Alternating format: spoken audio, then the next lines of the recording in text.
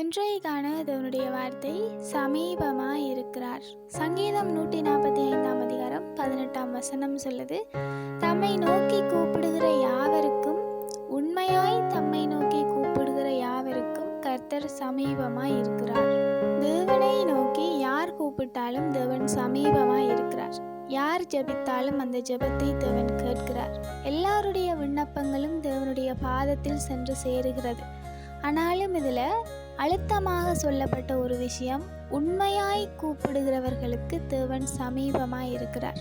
அதாவது தேவனிடத்துக்கு நாங்கள் கடமைக்காக இல்லாமல் உண்மையாக எங்களை அர்ப்பணித்து உண்மையாக இருப்போமாக இருந்தால் தேவன் சமீபமாய் இருப்பார்.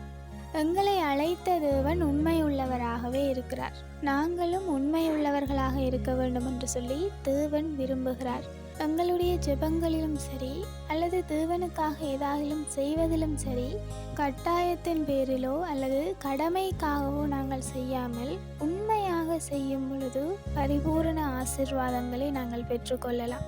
தேவன் எல்லோருக்கும் சமீபமாகவே இருக்கிறார். ஆனாலும் உண்மையாய் மனமுருகி தேவனை கூப்பிடுகிறவர்களுக்கு தேவன் மிகவும் சமீபமாக இருக்கிறார். Have a hopeful day.